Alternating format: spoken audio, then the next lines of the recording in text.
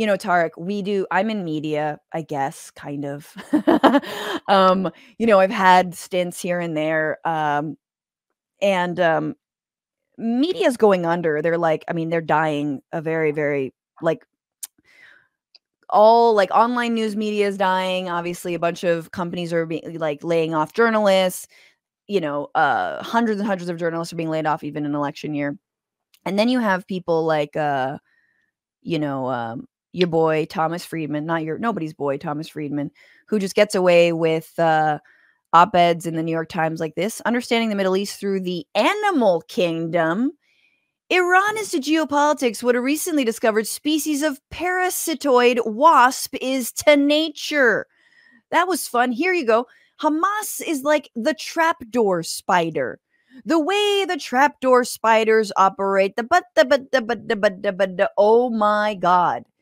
So speaking to your dehumanization of Arab Americans, Muslim Americans, Palestinian Americans specifically, this is what major newspapers are running, to say nothing of literally putting a target on the back of Dearborn and the residents there. Welcome to Dearborn, America's jihad capital. This is an article from the Wall Street Journal, which is not really surprising, that basically goes into it, just wild Islamophobia. Like, this imam praised Hamas, this and this. It's like totally unfounded crap. Like, and I'm certain out of context, but more importantly, as I think the city with one of the highest Muslim American populations, or Muslim populations in this country, like, puts a target on the back of folks who've already been surveilled, and there's like literally an FBI program on the ground in Dearborn trying to like entrap folks left and right.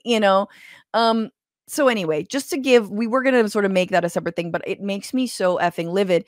However, Biden did put out a statement. Americans know that blaming a group of people based on the words of a small few is wrong, and that's exactly what can lead to Islamophobia and anti-Arab hate. And it shouldn't happen to the residents of Dearborn or any town in America. We must condemn hate in all its forms. However, the mayor of Dearborn responded to this. Abdullah Hamoud, I believe the mayor, said, the unfortunate reality is Islamophobia has become an acceptable form of hate. Those who demonize or stereotype Muslims or Arab Americans quickly find bigger platforms of greater notoriety. I'm glad President Biden recognizes the severity and danger of the Wall Street Journal article. It's equally important that his administration recognize, and here we go, the rhetoric and decision-making that created the climate for it to be written in the first place. As a nation, we have a long way to go, et cetera, et cetera, et cetera. More than rhetoric. Yeah, the decision-making. Like, buddy, you're the one who's giving the green light for people to do this. And yeah, yesterday, I think a Palestinian American was stabbed in Austin. Yep. I mean, it's just like horrifying, the level of racism that we continue to see.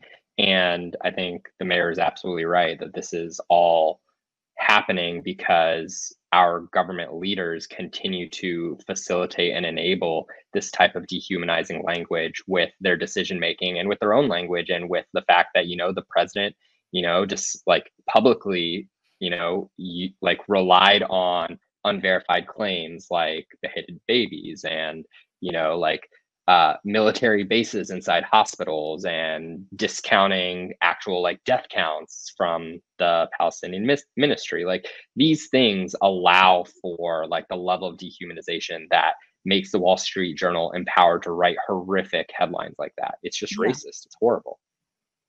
Yeah, the war always comes home. That's a phrase we've heard, and people have likened this moment to the post 9/11 era, where just the most ignorant, racist, bigoted people would just single out anyone who was broadly Middle Eastern, maybe even not, maybe even just like Southeast Asian, just because they were different. They would attack them, use slurs, use hate speech, whatever. And it's a way that just the most ignorant, dumbest, nationalistic people attach themselves to something that they have no real participation in. Yeah. Too scared to enlist, can't enlist, whatever. But they want to feel like they're part of this cause anyway. So that manifests in hating a stranger, attacking a stranger, whatever. They're doing their part, right? We saw it also in 2020, 2021, as we're increasing tensions with China during COVID. You had this wave of anti-Asian hate because of what is reported to be or assumed to be Chinese origins for COVID.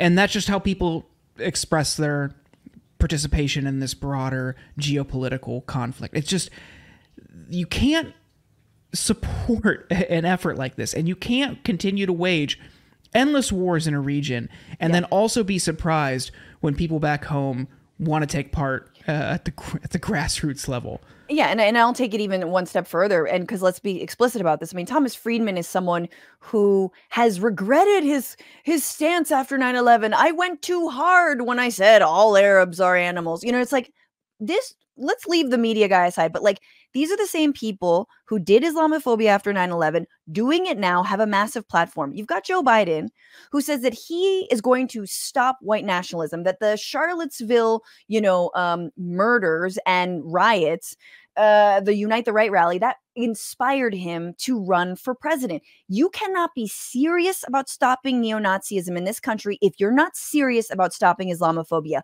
Period. You cannot be, because that is how the kernel of so much of neo-Nazism in this country stems from 9/11, stems from the 2+ wars we started, stems from the fact that all those weapons and all those crazies and all the untreated PSD from the vets came home to fucking roost.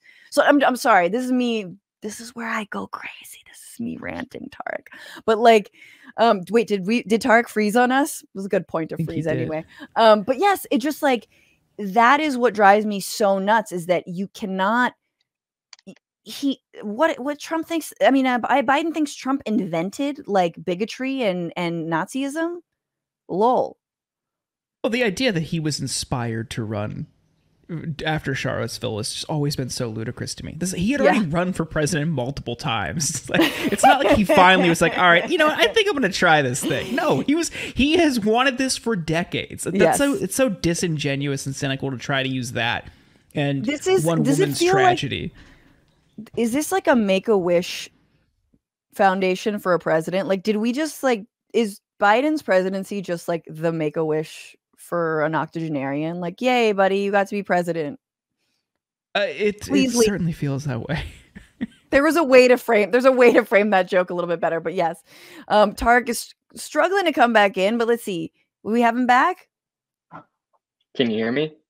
I can hear you. I can't see you, but I do want to just thank you for coming on. If we can hear you, I'll give you an opportunity to say any final thing you want to say. Yeah, I just want to say thank you again for having me.